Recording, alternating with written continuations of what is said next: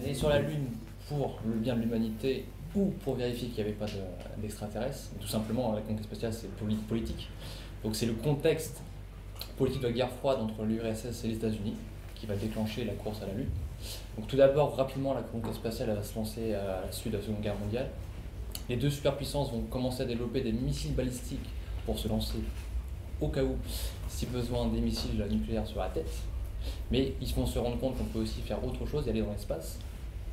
Donc c'est d'abord les Russes qui vont prendre la tête, tout simplement, très rapidement, avec Sputnik. Après, il y a la chaîne Laika, il y a aussi Gagarin, et les États-Unis sont un peu à la traîne.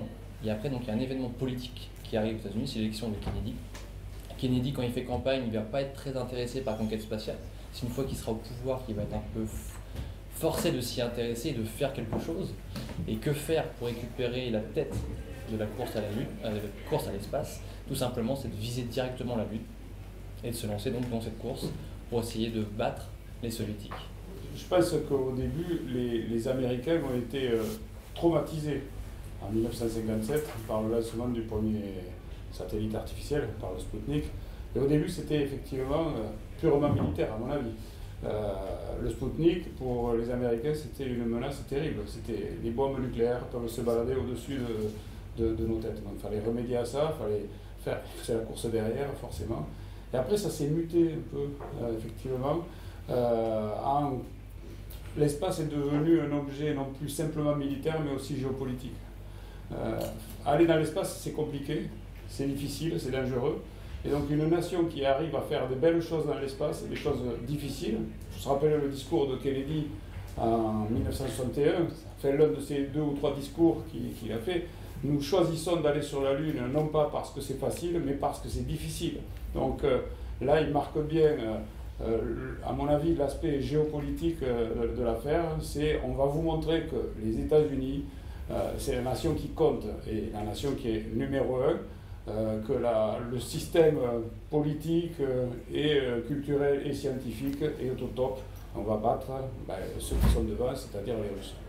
Après, les autres raisons qu'on peut évoquer sur la prise de décision de Kennedy, c'est aussi le contexte géopolitique. Donc il y a le vol de Yuri Gagarin le 12 avril, et après, pas très loin, il y a aussi l'échec de l'invasion de Cuba, qui joue beaucoup au niveau politique aux États-Unis. Les États-Unis sont quand même un peu, pas traumatisés cette fois, mais quand même très affaiblis, politiquement parlant. Et aussi, donc derrière, il y avait quoi d'autre? J'ai oublié. Il y avait les cochons. Il y avait peut-être la crise des missiles de Cuba. Crise des missiles de Cuba, c'est ça. Tout est lié, tout ça, cette crise. Donc les États-Unis doivent se réveiller, doivent avoir un sursaut. Et donc ce projet d'aller sur la Lune, c'est vraiment le gros projet national que Kennedy veut faire pour que les États-Unis ressortent la tête haute dans cette période un peu trouble pour les États-Unis. Alors comment tu expliques que les Russes soient les premiers dans l'espace alors que les Américains traitaient les Russes comme simplement des paysans qui avaient des problèmes même de transistors? Je pense qu'il y a moi je vois comme un désintérêt un peu de l'administration politique américaine sur l'espace qui n'en voit pas très bien les enjeux ni ce qu'il y a pu en tirer en fait, au départ. Tout simplement. Il y a aussi le fait que les Russes, eux, ont intérêt à avoir des missiles puisqu'ils ont, quand ils s'approchent des États-Unis, justement à Cuba, pour avoir des missiles à courte portée, ils sont coincés. Donc eux sont obligés de développer des missiles à longue portée, alors que les Américains s'installent le long du rideau de fer et sont assez tranquilles. Tu nous parles un petit peu de ta trouvaille qui paraît. La trouvaille. Non, mais... trouvaille. Donc, disons que Kennedy, donc, ce qui a pu le décider, donc, il y avait juste ça, le contexte politique, Cuba. Et dans son programme politique, dans son élection, il voulait aussi, il y avait la notion de prestige qu'on peut retrouver aujourd'hui un peu chez Trump, de faire l'Amérique, de redonner la splendeur à l'Amérique. Ce qu'il trouvait que l'administration d'Eisenhower, le président qui la remplace, a affaibli les États-Unis sur le plan du prestige. Donc Kennedy veut redonner un peu de splendeur à l'Amérique, et c'est le projet finalement qui tombe à pic, si on veut. C'est un projet qui était un peu dans les tiroirs de la NASA, mais qui était en bas. Et du coup, lui, il le met en tête, tout simplement, pour pouvoir se sortir de ce bourbier un peu politique. Et ça va à la fin fonctionner. Mais Kennedy n'était pas forcément toujours convaincu du bien fondé de ce projet, parce que ça nous demandait beaucoup de dépenses, beaucoup. Ça, c'est quelque chose qu'on retient peu dans ses discours, comme quoi il a souligné l'effort important qu'il allait demander aux Américains. Mais lui, ça l'a toujours travaillé. il s'est toujours eu le doute s'il fallait aller très très vite ou simplement peut-être étaler un peu plus le programme dans le temps. On sait qu'il a dit qu'il voulait aller sur la Lune avant la fin de la décennie. Donc il dit ça en 61. On pouvait lire ça pour la fin avant 70 ou, politiquement parlant, jusqu'à 71. Kennedy aurait pu prendre la décision donc d'allonger le programme dans le temps pour baisser un peu le poids du programme sur les Américains. C'est une question qu'il a toujours travaillé, mais on ne sait pas s'il l'aurait fait, s'il avait vécu, s'il aurait pris cette décision. Ça, on ne sait pas. Voire même abandonner le programme Apollo. Il aurait pu avoir cette idée, mais j'en suis moins convaincu. Je pense qu'il aurait plutôt préféré l'étaler dans le temps. Donc on ne serait peut-être pas allé en 69 sur la Lune, mais plus tard. Voire peut-être après, justement, le fait d'étaler le programme dans le temps, d'avoir un voyage sur la Lune en coopération avec les Russes. Tout simplement. Il a tendu la main aux Russes, je crois. Oui, il a tendu la main aux Russes. Les Russes sont d'abord balayés, on va dire, un revers de main. Parce que les Russes, eux, ils n'ont pas de programme lunaire avant 64. Donc, ce qu'on appelle course à la Lune, c'est une course d'abord seule, c'est un sprint seul américain pendant au moins 3 ans. Après, les Russes font un programme qui est moins développé que les Américains. Mais du coup, donc, Kennedy a toujours eu cette envie de battre les Russes, mais en même temps de coopérer. Il a toujours été un pied dedans, un pied en dehors. Et du coup, donc, le programme s'est finalement fait seul parce que les Russes ont refusé. Et avec la mort de Kennedy, toute coopération avec les Russes a été un peu évitée pour justement glorifier encore plus les Américains et Kennedy. Mais du coup, Kennedy était toujours contrebalancé entre les deux. Gagner contre les Russes, mais en même temps tendre la main vers une coopération possible. En revanche, une fois qu'il est mort, impossible une fois qu'il est mort, c'est fini. Impossible de faire marche arrière. Le programme Apollo, c'est Kennedy qui l'a lancé, donc il faut le finir pour l'Amérique. Donc pour s'amuser à faire de la politique fiction. C'est ça, exactement. Peut-être qu'on aurait pu avoir un premier vol américain-russe. Philippe, sur la conquête lunaire soviétique, tu as quelques... Alors, je ne suis pas un grand spécialiste de la conquête lunaire soviétique, mais il me semble qu'il y a au moins quelques aspects que je peux donner comme ça. C'est que, effectivement, les Russes, au départ, sur le plan strictement spatial, sont devant. Mais très rapidement, quand la machine américaine se met en marche, ça ne se voit pas tout de suite. Mais au moment où Leonov est le premier astronaute, enfin le premier cosmonaute à sortir dans l'espace, en fait déjà la tendance est inversée. Ça ne se voit pas parce qu'on se dit c'est encore les Russes qui font sortir le premier homme dans l'espace, mais déjà avec les vols Gemini, les Américains ont repris le dessus techniquement. Et du côté russe, ça s'endort un petit peu, j'ai l'impression, entre guillemets, parce qu'il y a des luttes internes au sein de l'organisation spatiale d'État russe. Il y a Korolev qui est là, évidemment. Je crois qu'il meurt en 67 ou 66, c'est ça. Et quand Korolev meurt, c'est encore pire, parce que lui, il tenait encore, vous savez comment c'était, il y avait toujours des luttes de pouvoir en fonction de qui était le premier secrétaire du Parti communiste, etc. Et donc, en fait, on se retrouve rapidement en Russie avec 2, voire 3 programmes lunaires concurrents. Et diviser les forces, puisqu'il y avait au moins un programme avec Proton et Zonde, et il y avait le programme de la N1, et il y avait peut-être aussi un programme qui était un mix des deux, avec les Protons qui devaient lancer des Soyouz, qui devaient refaire des rendez-vous soit en orbite terrestre, soit en orbite lunaire, je ne me rappelle plus exactement. En tout cas, il y a une division des forces parce qu'il y a des luttes intestines au sein du programme spatial, et ça affaiblit considérablement le programme russe, et ça décolle pas. Les échecs de la N1, c'est l'équivalent de la fusée Saturn V, elle était un peu moins puissante, mais c'est l'équivalent de la fusée Saturn V américaine. Ces échecs-là, ils sont dus aussi un peu à la précipitation. On n'a pas le temps de tout tester avant, donc on essaie de tester de manière intégrée. Alors c'est une catastrophe, le premier lancement. Je crois que la fusée explose sur le pas de tir, ça détruit tout. C'est une vraie mini-bombe atomique, donc il faut tout recommencer. Donc ouais, les Russes se sont un peu pris les pieds dans le tapis, dans leur système où finalement c'était très concurrentiel, ça ressemble un peu au capitalisme. Ils se faisaient concurrence à l'intérieur. C'est exactement ce que disait François de Closet, c'est que les Américains ont gagné avec un modèle organisationnel à la soviétique. Ah ouais, ça venait d'un mot. Vraiment et les Russes, ils se faisaient concurrence entre eux, ça n'a pas marché. Est-ce que Kennedy,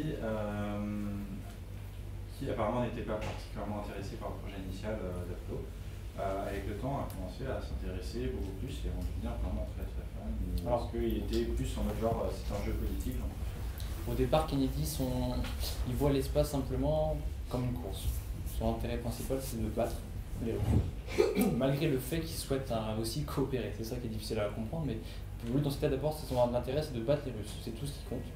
Après, l'espace se développe, on voit qu'il y a autre chose à faire qu'aller sur la Lune, il y a tout un marché qui veut se développer. Kennedy n'en prend pas conscience dès le départ, mais c'est à force de discuter avec les personnes de la NASA qu'il va prendre conscience en lui-même que la NASA peut devenir autre chose qu'un simple programme unique, programme Apollo, et vraiment se développer une nouvelle industrie.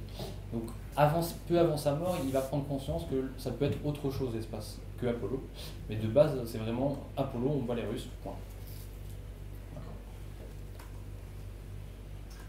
Ouais, moi, c'est pas tellement une question que j'avais, c'est quelque chose que j'ai lu récemment, alors je ne saurais plus dire où, donc je ne cite pas mes sources, c'est pas bien, mais ça va entièrement dans le sens de ce que tu dis, c'est-à-dire que Kennedy, son but c'était de battre les Russes, et ce que j'ai lu, c'est qu'il avait demandé à ses conseillers, peut-être des gens de NASA, qu'est-ce qu'on peut faire que les Russes n'ont pas encore fait.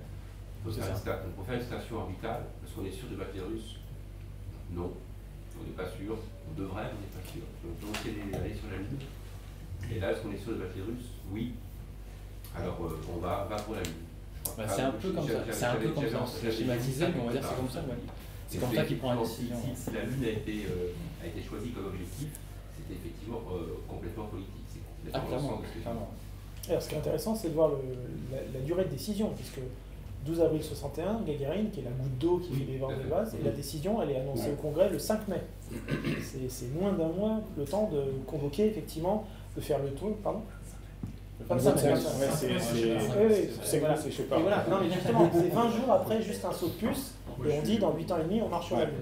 Donc voilà, on est dans des échelles de temps qu'on retrouve peut-être un petit peu aujourd'hui avec des SpaceX qui font des programmes crash en 5 ans.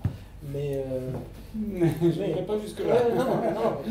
En tout cas, après, on était dans des programmes. Enfin, on peut parler d'Orion qui fait des années que.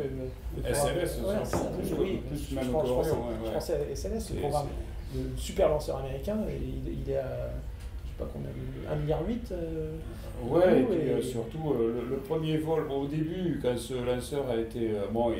Il est sorti sur les cendres de RS5 en fait, qui était de Constellation, etc. Donc il partait pas de zéro.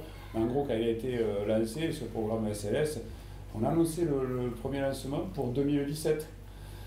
Et là, c'était jusqu'à récemment, juin 2020.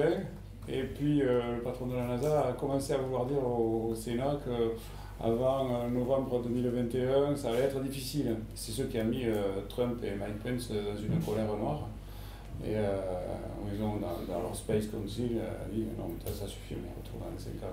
On verra. On verra, parce que pour y retourner, il faut faire. N'est pas Kennedy qui veut, en fin de compte. Le contexte n'est pas le même quand même. À l'époque, il y avait une dimension risque et guerre. Maintenant, c'était une guerre sans canon, là, du coup, mais c'était quand même une guerre. Donc, on ne lésinait pas sur les moyens. Il y a eu des choses très dangereuses. Il y a eu un accident à Apollo 1. Il y a eu des choses qui n'ont pas marché. Ça n'a pas arrêté la mécanique. On ne regardait pas trop à la dépense. La dépense a été énorme. Je crois que c'est de l'ordre de 3% du PIB de l'Amérique. Donc, c'est une économie de guerre. En termes de ressources humaines, de près ou de loin, avec les gens de la NASA, les contractants, les co-contractants, les sous-traitants, tout ce que vous voulez, il y a, je crois, environ 400 000 personnes qui ont travaillé au programme Apollo. Donc c'est énorme. Et tous ces gens-là, en plus, dans le contexte de l'époque, de la guerre froide, étaient tous tendus vers le même objectif. Il y avait aussi cette dimension psychologique dans tout ce qui travaillait au programme Apollo. Celui qui vissait le boulon, qui balayait sous la fusée. Imaginez la plus petite tâche possible. Il voulait que ce truc-là soit bien fait et que ça ne foire pas à cause de lui. Ils étaient tous tendus vers l'objectif, ils étaient prêts à faire des heures à sup, ils ne comptaient pas leur temps. Un peu comme les gars, les jeunes qui vont chez SpaceX, quand ils vont, ils ont cet esprit-là, c'est vrai. Et donc, ça, c'était une époque, ça a marché. Aujourd'hui, il n'y a pas visiblement eu assez de moyens déployés par Boeing pour fabriquer le SLS, ils le font, mais à leur main, donc ça prend du retard s'il n'y a pas assez de main-d'œuvre, c'est un retard, c'est pas grave. Et si on veut qu'il n'y ait pas de retard, il va falloir mettre de la main-d'œuvre, et de la main-d'œuvre motivée avec des gens qui voient l'objectif. Et là, l'objectif, il est quand même moins prestigieux. Obama l'a dit, on y a déjà été, la Lune. C'est pour ça qu'il voulait aller vers Mars. Donc, à l'époque, il voulait être les premiers. Donc, on va voir si ça va marcher, s'il y aura un budget. Ça, pour l'instant, c'est encore une question. S'il y aura du coup du personnel, des moyens et la motivation. Ça, on verra. C'est de la futurologie. Moi, je suis journaliste, je ne commente que ce qui a eu lieu. On en reparle tout à l'heure. On conclura sur la question. On va reprendre encore une ou deux questions, puis après on va... Ouais, ma question est justement liée par rapport à ce travail que vous faites entre Kennedy et Trump, parce que finalement, il a annoncé il y a un mois et demi le nouveau programme de la NASA qui est de retourner sur la Lune en 2024 et même Mars en 2030. Donc et donc justement, ça c'est... On aborde ça à la dernière partie. Mais on la garde, on répondra, pas de souci. Est-ce qu'on a des faits concrets, des éléments, des émissaires, quelque chose de précis sur la main tendue que vous évoquez de Kennedy vers les Russes? Alors oui, il y a lors du congrès de Vienne, alors j'ai un doute sur la date 61-62, il est en tête-à-tête avec Khrouchtchev, pour la première fois il me semble, et lors de cet entretien il lui propose une mission de coopération américano-soviétique, et par contre Khrouchtchev cette fois-ci dit un non catégorique. Et après, par contre, un peu plus tard, un fait marquant, c'est le discours de Kennedy en septembre 63 à l'ONU, où justement, dans ce discours à l'ONU, il tend clairement la main aux soviétiques pour une mission lunaire en coopération. Bon, après, il est assassiné en novembre, on ne peut pas savoir la suite que ça aurait pu avoir ce discours, mais voilà, il a vraiment tendu la main.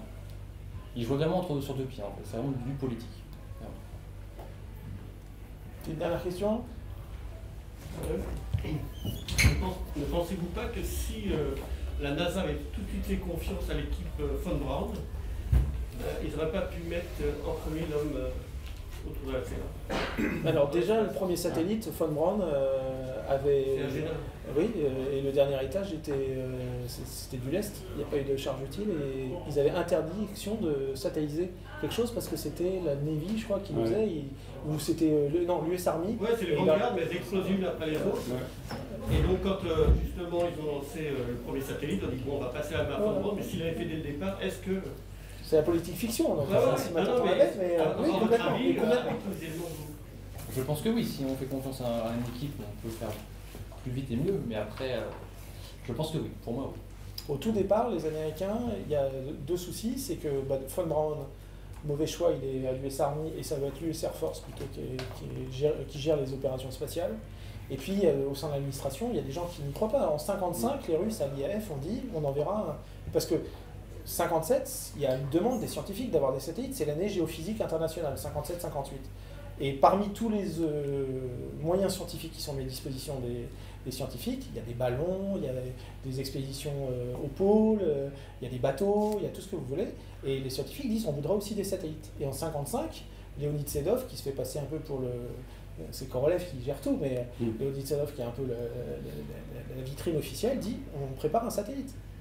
Et il n'y a que les scientifiques qui le prennent au sérieux, les Américains, ils n'y arriveront pas. Vraiment, les Américains considéraient que les Soviétiques étaient des paysans. Ils ont pris de haut un peu. C'est pour ça que finalement, lorsqu'ils ont mis en 57 le premier Sputnik, les Américains ont réagi quoi, quelques mois après.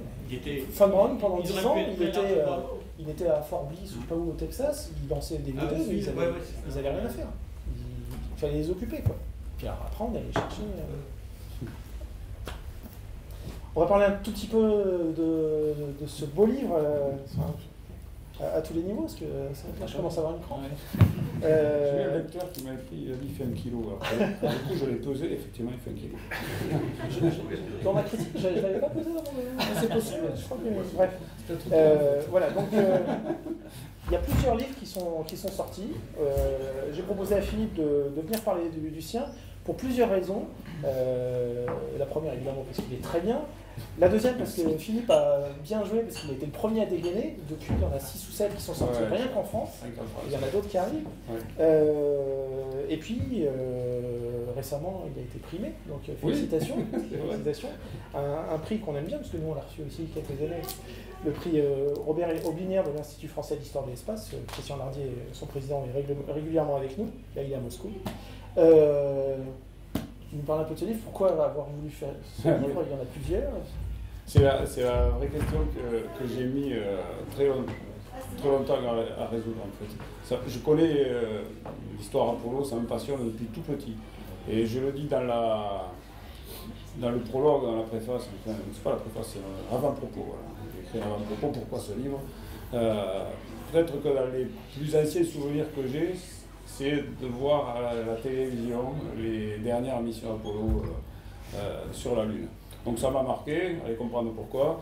Je me suis toujours intéressé à ça, c'est une histoire que je connais bien, que je pensais connaître, et je me disais, ben, tout a été fait, j'ai écrit pas mal d'articles, je me rappelle avoir été sur un plateau de la marche du siècle pour les 25 ans, hein, on est pour les 50, ça ne nous rajeunit pas, avec Buzz Aldrin et Leonov en plateau, etc. Et je me disais, mais des documentaires, il y en a eu plein, des films, il y en a eu plein, des bouquins, il y en a eu plein, qu'est-ce que je vais bien pouvoir rajouter, tout a été dit. Et en fait, je me suis rendu compte il y a 3 ans que non, tout n'avait pas été dit. Tout existe, tout est là, mais c'est pour ça que c'est intéressant l'histoire, parce qu'on commence à rentrer dans l'histoire avec Apollo, ça commence à être vieux. Oui, puisque c'est pas seulement les vainqueurs qui vont raconter l'histoire, c'est d'autres personnes qui vont s'en emparer. Je me suis rendu compte il y a 3 ans, en faisant une petite conférence, on m'avait demandé de parler de la mission Apollo 14. Donc je fais mon speech, je raconte ce que font les astronautes sur la Lune. Et puis à la fin, les gens me parlent un peu. Et certains me disent, ah mais on ne savait pas, ils avaient vécu ça, mais on ne savait pas tout ce qu'ils avaient fait sur la Lune, mais c'est formidable, etc. Il y avait des jeunes, ils ne savaient encore moins rien. La plupart ne savaient pas qu'il y avait 12 gars qui avaient marché sur la Lune, on connaît Armstrong, mais après les autres on ne les connaît pas. Bon, ça a commencé à... Je me suis dit, tiens, c'est bizarre. Et après, il y a mon futur éditeur qui me rencontre à un cocktail de l'UAI où on s'ennuyait un peu. Il me dit, tu n'aurais pas une idée? Je dis, ouais, j'ai bien un truc, mais ça ne va pas te plaire, tout le monde en a parlé. Il dit, c'est quoi? C'est la Lune. On dit, formidable, on y va. Bon. Alors, il me dit, si, prépare-moi un synopsis rapidement. Et donc, j'ai encore réfléchi et je me suis aperçu que, y compris en anglais, pourtant il y a pas mal de bouquins, de très très bons bouquins, c'est ma Bible, hein, qui sont au pied de mon lit, là, j'en lis toujours quelques pages de temps en temps.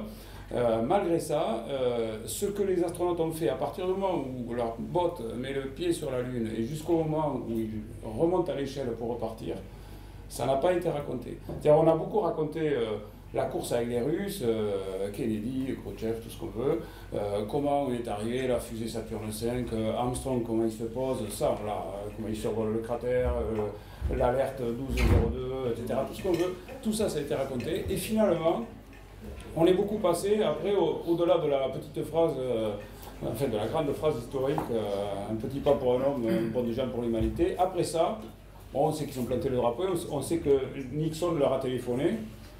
Et après ça, mais qu'est-ce qu'ils ont fait? Eux, ils sont restés que 2 heures, 2 heures et demie, si on compte à partir du moment où ils ouvrent, jusqu'au moment où ils referment. Mais même dans ces 2 heures et demie là, j'ai tout visionné. Ça doit faire à peu près 80 heures de direct en toute l'émission sur les sorties extravéhiculaires sur la Lune. Je les ai toutes regardées en entier. Et on s'aperçoit qu'il y a des pépites. Alors, c'est pas, encore une fois, c'est pas secret, il n'y a rien de caché. L'éditeur a mis sur la couverture le récit inédit d'Apollo. Ce qui est inédit, c'est que ce truc-là, ça n'a jamais été finalement tellement rassemblé. Et c'est ce qui m'a convaincu de faire ce livre, c'est que finalement l'exploration elle-même de la Lune, on ne l'a jamais rencontrée. Alors, on sait qu'il faut aller faire de la géologie. La géologie, c'est une science qui intéresse quand même pas beaucoup les gens, ça ne bouge pas beaucoup. Quand on regarde ces 80 heures, si on s'amuse à faire ça, c'est quand même ennuyeux la plupart du temps, ils ne bougent pas beaucoup non plus. Ça, on n'est pas dans Gravity, hein. On voit 2 gugus qui sont là, à côté d'un caillou, pendant 10 minutes immobiles, on s'ennuie vite. Alors pourquoi est-ce que mon livre est intéressant si c'est ennuyeux? C'est intéressant parce que dans ces sorties incroyables où ils vont à pied loin du LEM, où ils vont en voiture loin du LEM, il leur arrive tout un tas de trucs. Ils vont quand même faire de la géologie, certes, d'accord, c'est peut-être pas intéressant, mais ils ont un objectif qui est scientifique. Ils doivent trouver des échantillons, explorer les objectifs que les scientifiques leur ont assignés. Et pour ça, c'est dans un environnement le plus hostile qui soit. Ils ont des réserves d'oxygène limitées. Ils ont un matériel qui est peut-être défectueux par moment. Ils rencontrent des problèmes. Ils se trompent, ils se marrent, ils s'engueulent. Et tout ça, finalement, on ne l'a jamais trop vraiment raconté. On l'a raconté par petits bouts, on les connaît tous, toutes ces anecdotes. Mais en creusant, je croyais vraiment connaître cette histoire. Et en creusant pour faire ce livre, en fait, j'ai appris des choses. J'étais content parce que j'avais l'impression d'y être sur la Lune avec eux. Donc c'était tout ce qui comptait. D'abord, c'était pour ça que je l'ai écrit. Pendant 2 ans et demi, j'étais sur la Lune. Et donc voilà pourquoi j'ai fait ce livre. Et je me suis aperçu à mesure que je l'écrivais que oui, ça n'existait pas. Alors, je ne me jette pas des fleurs là, comme ça. Il y a un très bon bouquin qui existe, qui raconte toutes les sorties. En anglais, c'est Exploring the Moon de David Harland, mais c'est chez Springer. Il date des années 90, il a été réédité.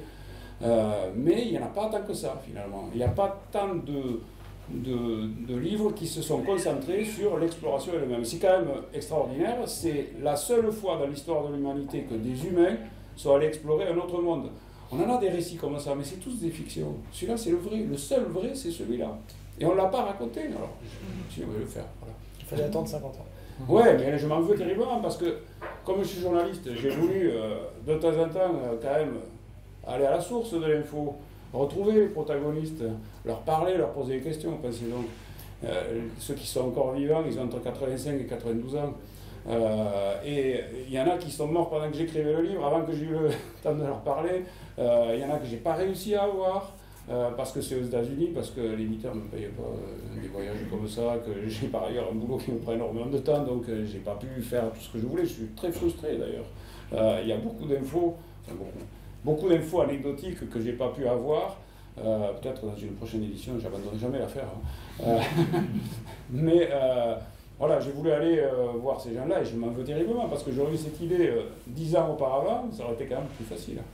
Là, c'était plus difficile. Mais en même temps, ça m'a peut-être donné un peu plus de recul. Ce recul on va dire, qu'on commençait à être historien, pseudo-historien, puisque finalement, c'est de l'histoire où on doit travailler plus à partir de documents que de témoignages. Et c'est intéressant, en visionnant, enfin, j'ai découvert des choses, il y a des questions que je me pose dans le livre, je n'ai pas les réponses encore, c'est pour ça que j'ai peut-être encore envie de continuer à travailler dessus, sur le déroulement de la sortie de 2 heures sur Apollo 11, et il y a 2-3 questions qui me restent. J'ai malheureusement pas pu poser les questions encore. Le seul protagoniste, si quelqu'un a le 06 de Buzz Aldrin, je veux bien. J'ai jamais réussi à le contacter. Bon, voilà quoi. J'ai une question à lui poser. Avec un petit chèque au mois de juillet, on peut arranger ça. Mais oui, c'est ça le problème. C'est pareil, j'ai eu du mal, malgré des bons contacts, des gens qui étaient dans l'entourage de Charlie Duke d'Apollo 16. J'ai compris que c'était 3 500 € l'interview, donc bon, ça décourage un peu. Mais c'est pas grave, maintenant que je vais vendre plein de livres, peut-être que j'aurai 3 500 € et je pourrai les réinvestir dans l'édition suivante. Après, c'est bien peut-être pour les générations nouvelles qu'il y ait des choses à raconter, qu'il y ait finalement des bouquins neufs qui sortent. Ouais. Et je crois que c'est pas fini, hein. Je veux dire, moi j'ai découvert plein de choses à raconter. Et j'ai fait des choix, parce que, comme je vous le disais, il y a beaucoup, toutes les conversations, toutes les sorties, c'est sur l'Apollo Surface Journal, par exemple. Bon, il faut se le fader, quand même. C'est quand même, la plupart de leurs conversations, c'est super technique. Mais il y a dedans des moments, et qu'il faut savoir interpréter, parce que quand on connaît le contexte, quand on a les images avec, quand on sait l'historique des astronautes, on connaît les blagues, etc., on arrive à les interpréter comme des moments d'aventure humaine. Moi, j'ai essayé de sortir ça. C'est pas exhaustif, mais j'ai quand même essayé de raconter leur exploration pas à pas, qu'est-ce qu'ils ont fait sur la Lune. Et pour le coup, j'ai pas parlé d'Apollo 13, donc tout le monde parle en général. Et j'ai pas parlé des voyages aller-retour, des gars qui restaient en orbite. J'ai fait des choix. J'ai fait déjà 512 pages. J'ai truandé l'éditeur parce qu'au départ, on était parti sur 250. J'ai rien dit et puis j'ai envoyé les chapitres au fur et à mesure. Comme il a vu que ça lui plaisait, il s'est laissé faire gentiment. C'est bien. Après, j'ai glissé plein de photos, donc ça a encore augmenté. Bon. À propos de photos, justement, je t'avais demandé de réfléchir. Il y a eu une photo ou plusieurs photos qui vraiment t'ont marqué sur...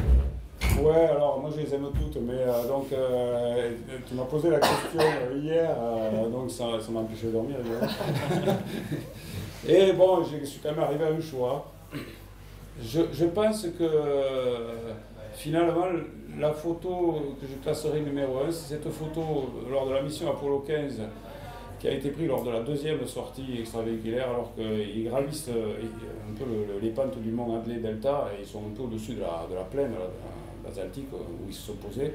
Ils sont à 5 km du LEM Et il y a l'un des deux astronautes qui prend le téléobjectif de 500 mm et qui fait une photo du LEM. Et il est à 5 km. Et on voit un monde totalement désolé, avec des cratères, avec peut-être la faille de Hadley qui passe un peu dans un coin. On voit des cailloux éjectés un peu partout. Et on voit cette espèce de dé là, brillant qui est posé au milieu de ce décor, sans une herbe, sans un arbre, sans rien de vivant, tout complètement minéral. C'est le seul signe de présence humaine sur la Lune. Et il y a une perspective incroyable de cette photo. Il y a un effet téléobjectif qui écrase, qui fait que tout ce qui est à l'horizon a l'air immense, a l'air d'écraser cette espèce de petit insecte métallique qui est là au milieu. Elle est vraiment délirante cette photo. Je ne la vois pas ici malheureusement. Mais après, celle-là, je les ai. C'est que Apollon. Ouais, c'est que Apollon, ça. Voilà. Ça marche. Vous avez quelques questions avant un nouvel intermède rigolo? Qu'est-ce qui vous a le plus surpris justement dans cette recherche que vous avez découverte, que vous ne connaissiez pas, qui vous a vraiment... En fait, ouais, j'ai découvert des faits, disons que moi je ne connaissais pas.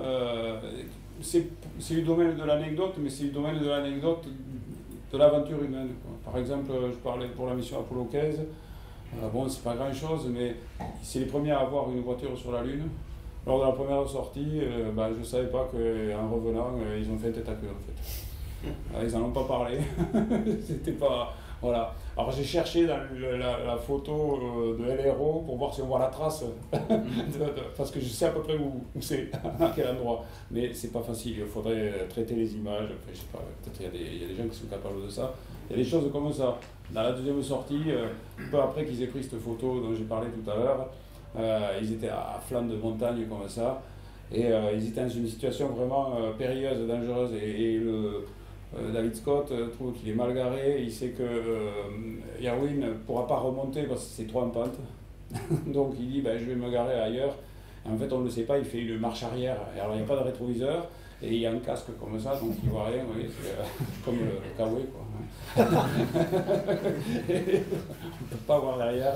À Houston, personne n'a idée de ce qui se passe. On leur dit soyez prudents les gars, donc il y a des choses comme ça. Un peu plus tard, quand ils se garent en dessous, c'est pas mieux. Le rover commence à glisser de travers et il dit à son coéquipier viens le tenir parce que j'ai peur qu'on le perde. Et à la radio, on entend ça. À Houston, ils entendent tiens le rover parce que j'ai peur qu'on le perde. Et il n'y a pas d'image, ils n'ont pas rétabli la liaison en direct. Et il y a une photo, j'aurais pu prendre celle-là aussi, où David Scott va avoir un rocher pour en prendre un morceau, donc il fait sa photo de avant-après pour la collecte d'échantillons, il fait de la géole. Et en arrière-plan, il y a le rover et il y a David Scott, il y a James Irwin qui tient le rover et on voit qu'il y a une roue qui est en l'air. Donc il est flou en arrière-plan. Cette photo, j'aurais pu la choisir. Voilà, j'ai découvert des choses comme ça, des choses de la vie courante qui leur sont arrivées et que j'ai trouvé intéressantes à raconter parce que l'exploration, c'est ça, c'est se retrouver dans des situations qu'on n'aurait pas imaginées. Il n'y a rien de... Il n'y a pas du scoop, quoi. Je veux dire, elle est connue cette histoire. Elle est connue dans les grandes lignes, mais quand on rentre dans le détail, voilà, il y a plein de petites histoires qui font que c'est très humain. Malgré le fait que c'était des pilotes, que c'était pas des poètes, que c'était pas des conteurs. Ils ont eu du mal quand même à nous raconter la Lune. Hein. Ils étaient 12, ça a été difficile de leur arracher ça. Hein. Ils étaient là pour faire le job. Hein. Rappelons-nous, c'est les Américains, ils voulaient battre les Russes, c'est tout. Hein. Quand on leur dit ça vous fait quoi sur la Lune, ils n'ont quand même pas arrêté. Si, Cernan, quelques-uns, à la fin ont pris conscience, mais c'était difficile. Donc c'est une histoire à raconter.